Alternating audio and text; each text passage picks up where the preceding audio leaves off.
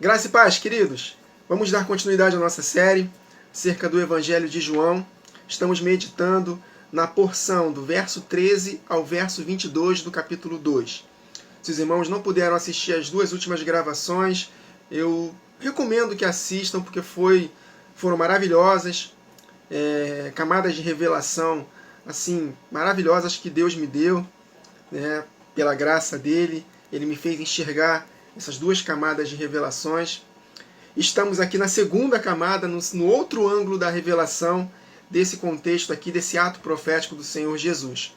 Então, sem perda de tempo, vamos dar continuidade, porque o nosso tempo é curto e a matéria é muita. E eu preciso gravar esse vídeo no máximo estourando 30 minutos. Pudesse ser antes, até melhor, né? Enfim, vamos lá. Estando próxima a Páscoa dos Judeus, eu já expliquei para os irmãos que eu entendo que aqui é um flashback, porque João ele conectou com o casamento em Caná da Galileia na narrativa. Ele juntou, porque no casamento de Caná da Galileia foi no terceiro dia que Jesus tinha conversado com Natanael, de que ele veria coisas extraordinárias, coisas maiores. E 3 dias depois, João narrando, Jesus foi para um casamento em Caná da Galileia, e esse terceiro dia nós conectamos com a glorificação da igreja na ocasião da volta de Jesus, o melhor vinho para o final. E ele já, na narrativa, ele já falou acerca da próxima Páscoa dos judeus, em que Jesus ia sendo, nessa Páscoa Jesus seria crucificado.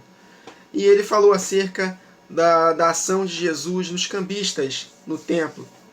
E eu entendo que realmente era acerca da Páscoa que estava próxima à morte de Jesus, porque nos outros evangelhos, Mateus 21, Marcos 11, Lucas 19, narra esse episódio de Jesus, momentos antes dele ser crucificado na Páscoa.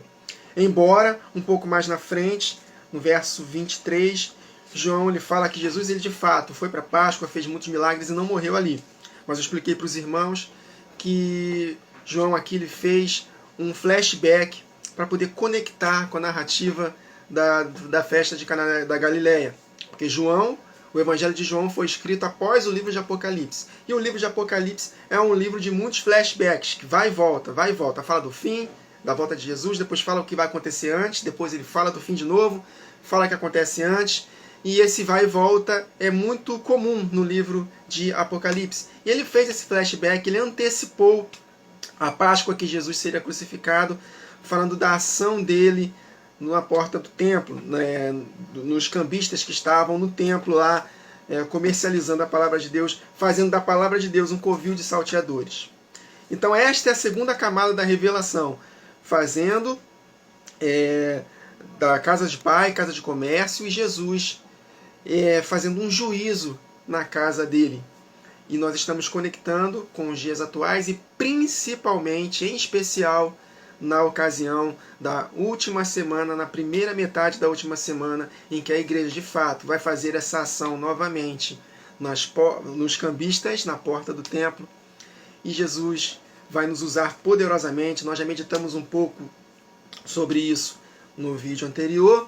Conectamos com Apocalipse 11, nas duas testemunhas, e vimos que uma das características dessas duas testemunhas, na ocasião da primeira metade da última semana, do último e maior avivamento que a igreja vai experimentar no mundo todo, conectamos que o Espírito que estava em Jeremias estará na igreja do tempo do fim. Na verdade, o Espírito de todos os profetas, que atuaram em todos os profetas, estarão na igreja no tempo do fim.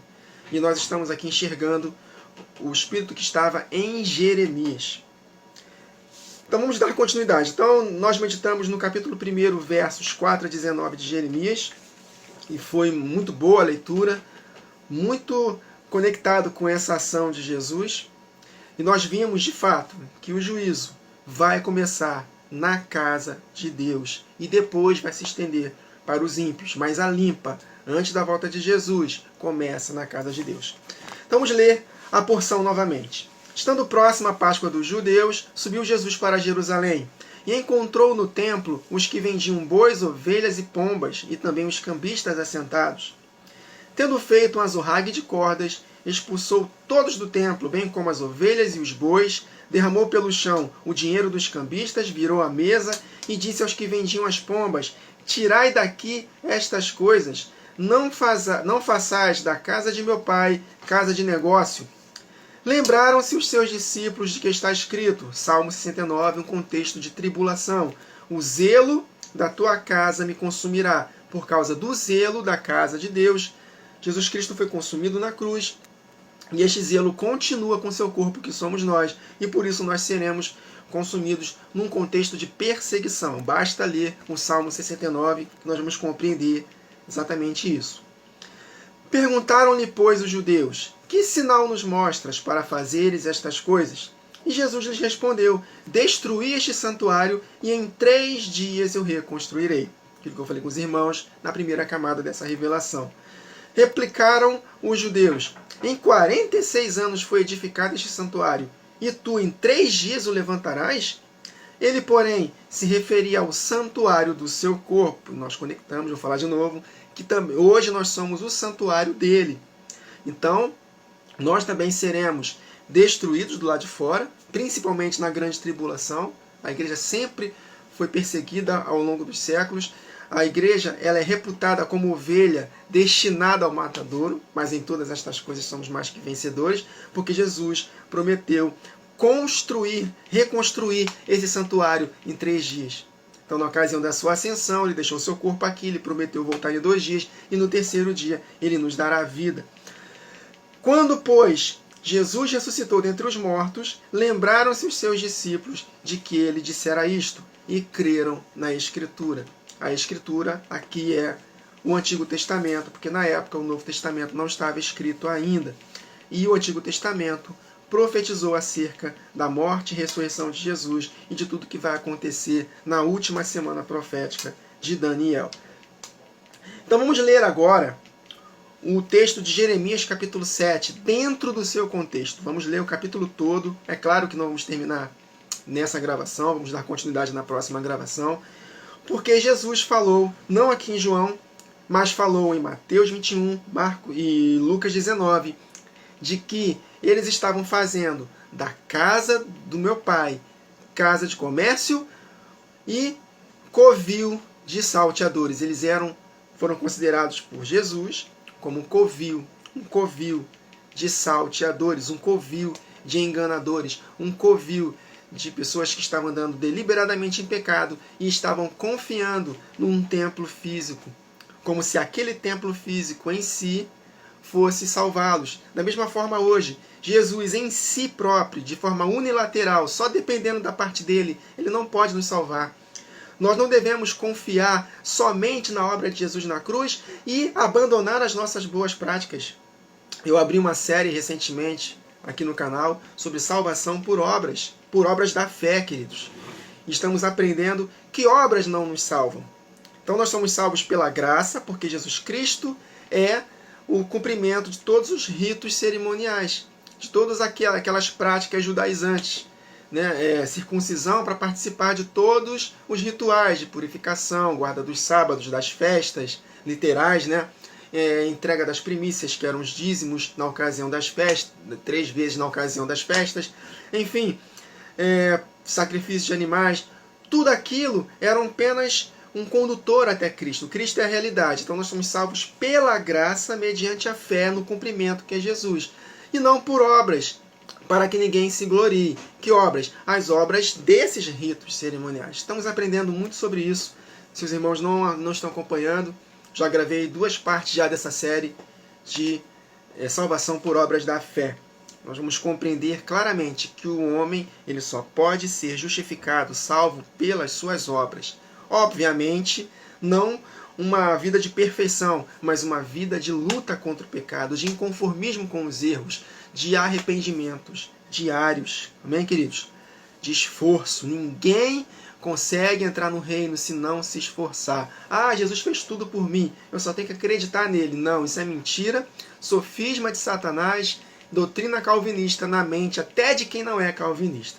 Então nós temos sim que nos esforçar para entrar no reino eterno do nosso Senhor Jesus. Amém? Então Jesus falou que eles fizeram um covil de salteadores. E isso ele tirou de Jeremias 7. Só que nós vamos ler Jeremias 7 todo e ainda vamos ler uma porção de Jeremias 8 para tentarmos entender por que Jesus falou que eles fizeram da casa do meu pai comércio e um covil de salteadores. E vamos conectar com os dias atuais e principalmente com a primeira metade da última semana em que a igreja, o juízo começará pela casa do Senhor. Amém? Então vamos lá. Jeremias 7, versos 1 a 34. Palavra que da parte do Senhor foi dita a Jeremias. Põe-te, olha o detalhe, põe-te à porta da casa do Senhor. Exatamente o que estava acontecendo lá. Na porta do templo, na entrada do templo, estavam lá os cambistas, fazendo da casa do meu pai, casa de comércio. Olha só as conexões, como Deus é tremendo na sua palavra.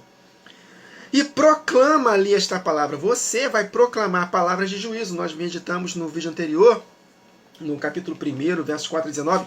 E durante todo o livro de Jeremias, é um livro em que o seu contexto é juízo na casa de Deus. Chamado a arrependimento, mas o povo não se arrependeu e foram levados cativos pela Babilônia, o reino do sul. Amém? Então, proclama ali esta palavra.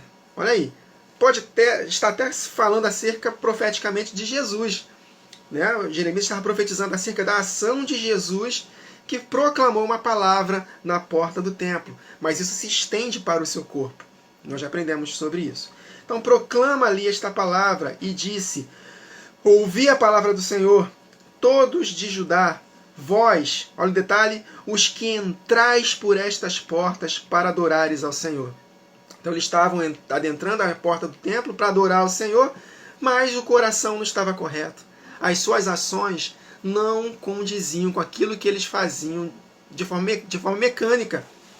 É isso que o apóstolo Paulo fala, que um homem adore a Deus levantando mãos santas, sem ira e nem contenda. Então, não adianta nós levantarmos mãos santas, adorarmos a Deus, né, buscarmos a Deus, nos congregarmos, servirmos nos ajuntamentos, se nós não estamos com as nossas ações correspondentes aos mandamentos do Senhor. Então, de nada disso valerá. De nada disso vai valer. Aí ele continua. Assim diz o Senhor dos Exércitos, o Deus de Israel, emendai os vossos caminhos e as vossas obras. Olha aí as obras. Então, se vocês não praticarem boas obras, não andarem no caminho correto de obediência, de nada vai valer. Se vocês fizerem isso, praticarem obras, emendar seus caminhos, eu vos farei habitar neste lugar. O apóstolo Paulo fala isso, né, em 2 Coríntios 6. Né, não vos associeis em um jugo desigual com os incrédulos. Porque se vocês se associarem a eles, praticando o que eles praticam, vocês serão eliminados da habitação. Mas se vocês se purificarem dessas coisas, eu habitarei com vocês. Eu serei o Deus de vocês e vocês serão o meu povo. Então emendai os vossos caminhos e as vossas obras, ações correspondentes, obediência. E como consequência, porque vocês praticaram obras, vos farei habitar neste lugar. Verso 4 de Jeremias 7. Olha o detalhe. Não confieis em palavras falsas, dizendo, templo do Senhor, templo do Senhor, templo do Senhor é este. Então, podemos associar os cambistas, eles estavam confiando no templo do Senhor. Deus nos deu essa bênção, essa dádiva, mas as ações não eram correspondentes com aquilo que eles diziam crer. Não basta apenas crer na ação de Deus em si, mas tem que haver resposta. Tiago capítulo 2 está escrito, você crê que existe um só Deus? Muito bem, até os demônios creem e tremem. Quer certificar, ó louco, olha aí, fazendo uma alusão às virgens loucas, que a fé sem obras é morta? Olha aí. Então, não adianta só crer em Deus. Não adianta só acreditar na obra de Jesus. Não adianta só acreditar na dádiva que Ele me deu. Eu vou me acostumar como eles se acostumaram. Estou lá no templo todos os dias, mas as suas ações não eram correspondentes. Então não adianta se apoiar só no que Jesus fez. Nós temos que respondê-lo. Então não confieis em palavras falsas, porque muitos profetizavam, templo do Senhor, vocês vão vencer, No mesmo contexto de Jeremias, estava lá, né? Todos os profetas a favor do rei, que estava andando em pecado. E Jeremias, não, vocês vão entrar em cativeiro, porque vocês não estão obedecendo, não estão se arrependendo. Então Jeremias foi humilhado, preso, maltratado, morreu, mas a palavra dele prevaleceu. Então não confieis em palavras falsas, dizendo templo do Senhor, templo do Senhor, templo do Senhor é este. Mas se deveras emendardes os vossos caminhos e as vossas obras, se deveras praticardes a justiça, cada um com seu próximo. Meus irmãos, praticar a justiça. O justo é aquele que pratica a justiça. É exatamente o que está escrito em 1 João, capítulo 3, verso 7. É daqui que João se inspirou. Olha o que ele escreveu. Não se deixe enganar, filhinhos. É o que mais tem acontecido nos nossos dias. Enganos. Então, cuidado, não se deixe enganar. Você não é justo só pelo que Jesus fez em si. Não, você é justo porque você responde a Ele em obediência. Não se deixe enganar. Quem pratica a justiça é justo, assim como Ele é justo. Simples assim. Então, o linho fino que nós vestimos são os atos de justiça dos santos. Essa é a armadura que nós vestimos. Se nós vestimos a armadura de Deus, mas nós não praticamos os seus mandamentos, nós estamos perdendo tempo. Essa armadura não vai fazer valer na nossa vida, não vai nos proteger. Não vai. E quando formos usar a espada do Espírito, nada vai acontecer. Por quê? Porque nós não estamos andando em obediência. Então, se deveras emendardes os vossos caminhos e as vossas obras, se deveras praticardes a justiça, cada um com seu próximo, quem ama cumpre a lei. O cumprimento da lei, meus irmãos, é amar Deus acima de todas as coisas e, como consequência, o próximo, como a nós mesmos. Verso 6. Se não oprimirdes o estrangeiro, o órfão, a viúva, nem derramardes sangue inocente neste lugar, nem andardes após os outros deuses para o vosso mal. E como consequência, se vocês não fizerem isso, verso 7, aí sim, eu vos farei habitar neste lugar, nesse templo que vocês estão habitando aqui, eu vos farei habitar neste lugar. Mas não era um templo literal. Jesus estava profetizando acerca do templo dele, do santuário dele, que está sendo construído desde Adão, meus irmãos. Não é só a partir de Atos, não. Desde Adão, o corpo de Cristo está sendo edificado. Amém? Obviamente, nós contamos 2000 anos da edificação pós-morte de Jesus na cruz. Mas, na verdade, ele está edificando o seu corpo no período de 6.000 anos. Estamos muito próximos do 6º milênio. Quando chegar o 6º milênio, Jesus volta. E aí nós vamos habitar com ele para sempre. É esse aqui o sentido profético. Se vocês se apartarem dessas coisas mais, praticarem obras, justiça, obedecerem, eu vos farei habitar neste lugar. Por isso que o salmista fala, né? Bondade e misericórdia me seguirão todos os dias da minha vida e habitarei na casa do Senhor para sempre. Reinaremos com ele para sempre. Eu vos farei habitar neste lugar, na terra que dei a vossos pais, desde os tempos antigos para sempre.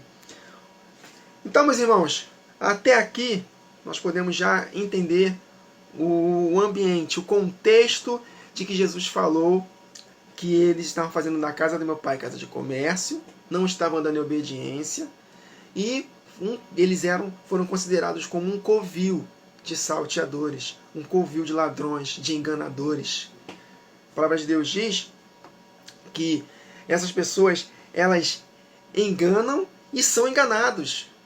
Ou seja, é um engano do pecado.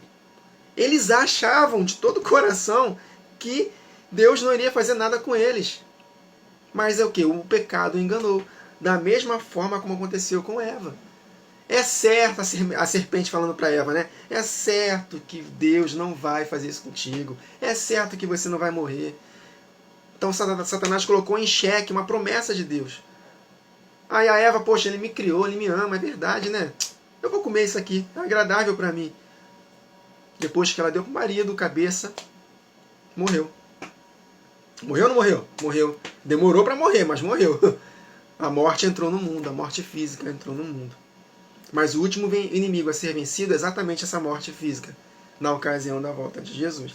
E só vai entrar com ele, só vai habitar com ele para sempre, quem de fato se purificar dessas coisas. Vamos ler o texto de 2 Coríntios? 2 Coríntios 6, 14 a 18 e o capítulo 7, verso 1, que é o mesmo contexto. Não vos prendai a um jugo desigual com os infiéis, porque que sociedade tem a justiça com a injustiça? E que comunhão tem a luz com as trevas? Jesus falou que a luz são práticas de boas obras, trevas, prática de mais obras. Mais para frente nós vamos meditar em João capítulo 3, que Jesus falou que a luz veio ao mundo, mas os homens amaram mais as trevas do que a luz. Por quê? Porque as suas obras eram mais. Então, quem está disposto a abandonar as más obras, vem para a luz. Porque a luz tudo manifesta. Mas, quem não quer vir à luz, continua praticando mais obras. Por isso que o apóstolo Paulo colocou aqui nesse contexto, que comunhão há a luz, que andar em santidade, e as trevas, andar na prática deliberada do pecado sem arrependimento. E que concórdia há entre Cristo e o Belial, ou que parte tem o fiel com o infiel? E que consenso tem o templo de Deus com os ídolos? E aqui nós vimos que eles estavam andando após outros deuses. E os outros deuses exigiam cultos a ele. E a grande parte dos cultos a outros deuses era prostituição. E ele continua. Porque vocês são o templo do Deus vivente. Então não façam do templo de vocês casa de comércio. Ou seja, tratar a piedade como fonte de lucro para poder se dar bem, porque só pensam em coisas terrenas. Vocês se tornam inimigos da cruz de Cristo porque só pensam em coisas terrenas. O amor ao dinheiro que está dominando a vida de vocês, a raiz de todos os males.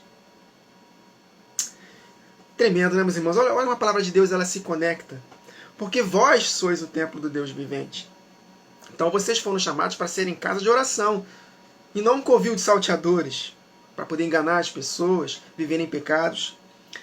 Como Deus lhes disse, neles habitarei, e entre eles andarei, e eu serei o seu Deus, e eles serão o meu povo. Exatamente o que nós vimos aqui em Jeremias. Totalmente conectado com a ação de Jesus na porta do templo, dos cambistas. Aí ele continua. Por isso, saí do meio deles. Saiam dessas práticas. Abandonem essas práticas. Apartai-vos, diz o Senhor, e não toqueis nada imundo. Ou seja, não vivam na prática do pecado. E eu vos receberei. Então Deus só pode receber um pecador quando ele está disposto a se arrepender. E nós só continuaremos com Cristo até o fim se nós perseverarmos em praticar o bem, em praticar obras de justiça. O apóstolo Paulo, em 1 Tessalonicenses 5,19, acho que é 19, está escrito lá, não extingais o Espírito. Como é que nós extinguimos, apagamos o Espírito na nossa vida? Quando nós andamos deliberadamente em pecado e não queremos nos arrepender. Aí que Jesus fala, vem um Espírito que saiu dele antes da entrada do Espírito de Deus. Então o Espírito de Deus sai e aquele que saiu vem com mais 7. E o estado final dele é pior do que o início. É exatamente o que Pedro fala na sua segunda carta.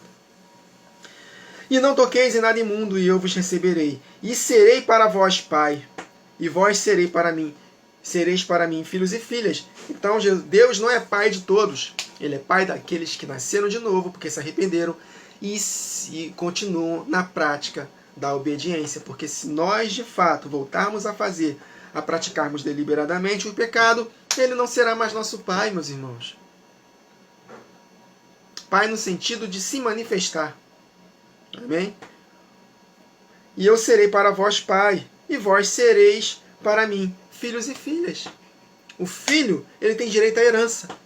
Só teremos herança se nós nos apartarmos dessas práticas. E aí sim, ele será o nosso pai que nos dará essa herança eterna. Obrigado, Jesus. Romanos capítulo 8, verso 13 e 14, está escrito lá, se vocês não andarem na carne, se vocês andarem na prática do pecado, na carne, viverem segundo a carne, morrereis. Mas se pelo Espírito refrear os feitos do corpo, vivereis. Por quê? porque todos os que são guiados pelo Espírito de Deus são filhos de Deus. Então nós só seremos de fato guiados em triunfo, como filhos de Deus, que receberemos a herança eterna, se nós não andarmos mais de acordo com a vontade da nossa carne. Pelo contrário, refrearmos os impulsos da carne pelo Espírito, porque o nosso Espírito está pronto. E como é que nós vencemos a carne? Fazendo o nosso deverzinho de casa, todos os dias se envolvendo com a palavra. Porque as nossas ações são consequências daquilo que nós pensamos. Então, se a nossa mente está saturada da palavra de Deus, as nossas ações vão ser de acordo com o que está na nossa mente. O nosso coração, a nossa mente. É dela aqui que procedem as fontes de vida. O que nós pensamos, nós somos. Tudo, meus irmãos, está aqui. A nossa escolha está aqui. A nossa salvação vem daqui, meus irmãos. Porque se nós renovarmos a nossa mente pela palavra de Deus, nós vamos, de fato, experimentar e comprovar a boa, agradável e perfeita vontade. É através da mente que nós somos transformados de glória em glória. Apóstolo Paulo, em Filipenses 4:8, tudo que é honesto, pense nessas coisas.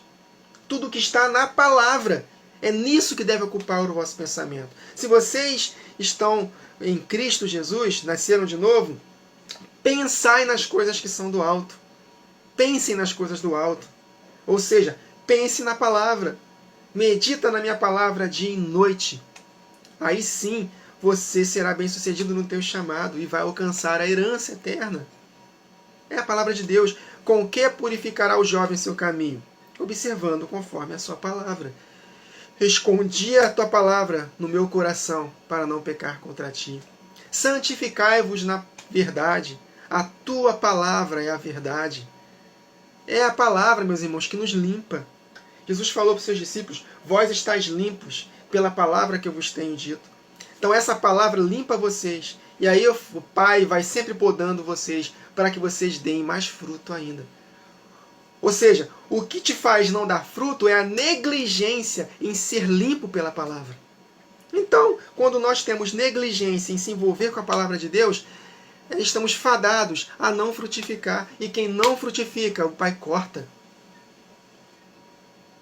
E eu serei para vós pai, e vós serei para mim. Sereis para mim filhos e filhas, diz o Senhor Todo-Poderoso. Ora, amados, pois que temos tais promessas de Deus habitar conosco para sempre, de recebermos a herança eterna, o que nós temos que fazer? Purifiquemo-nos de toda a imundícia da carne e do espírito, aperfeiçoando a santificação no temor de Deus. É isso que nós temos que fazer. Em 1 João capítulo 3, está escrito, filhinhos, hoje vocês são filhos de Deus, mas ainda não se manifestou o que havíamos de ser. Porém, quando ele se manifestar, nós o veremos como ele é. Aí o que ele fala lá? Todos aqueles que têm nele essa esperança, essas promessas, purifica-se a si mesmo, assim como ele é puro. 1 João capítulo 1, se temos por pai aquele, né, que nos ressuscitou dentre os mortos, que ressuscitou Jesus dentre os mortos, aquele que julga sem acepção de pessoas, se temos por pai, né, o nosso pai, o que nós devemos fazer? Andar em santidade, ser santo, como ele é santo, em toda a nossa maneira de viver. É exatamente, meus irmãos, o que está aqui. Eu quero ser para vocês o pai de vocês, e vocês serão para mim filhos e filhas. Eu quero que vocês habitem nesse santuário para todo sempre, nessa nova Jerusalém para todo sempre. Mas para isso, vocês precisam se purificar desses erros. E é exatamente o texto que nós lemos aqui agora, nessa porção, né, de João capítulo 2, versos 13 a 22. Que Jesus falou que eles estavam fazendo da casa do meu pai comércio um covil de salteadores. E esse covil de salteadores tem um contexto que está em Jeremias 7 e também em Jeremias 8. E também, né, nós lemos Jeremias 1, enfim.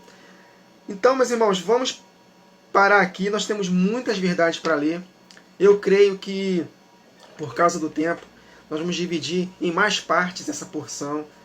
Na leitura de Jeremias, que vamos ler aqui, Jeremias 7, Jeremias 8, vocês vão ver, meus irmãos, como está conectado com a ascensão de Jesus e tem tudo a ver com os tempos que estamos vivendo e principalmente no período da última semana que vai anteceder a volta de Jesus, em especial na primeira metade, em que as duas testemunhas, que é a igreja, estará cheia de um poder superabundante para tocar trombetas, para trazer juízo, em primeiro lugar, na casa de Deus, e depois se estenderá aos ímpios. Amém, queridos? Perdão pela correria, o tempo é curto, eu não posso gravar um vídeo muito longo, 30 minutos já são poucos que assistem, imagina um pouco mais, Então nós temos que gravar aos pouquinhos. Eu vou falar igual eu falei algumas vezes nessa série. Essa série vai ser longa, vai durar bastante tempo. Eu fiz essa série um tempo atrás via WhatsApp. Eu todos os dias praticamente saía na hora do meu almoço e gravava lá na rua, lá andando, que nem um doido, mas um doido de Deus. E essa série durou 136 partes. Foram mais de 130 horas de gravação. É claro que aqui no YouTube eu estou pedindo a Deus sabedoria para que possamos condensar, para que não fique tão longo. Mas vamos deixá-lo à vontade, vamos deixá-lo conduzir nossas gravações. Vamos ver como é que vai ser essa série aqui. Então não desanimem com a série. Cada gravação tem uma porção da palavra de Deus, tem uma revelação nova, tem um tema novo. Então não desanimem. Eu peço aos irmãos que, se possível for, compartilhem esses vídeos.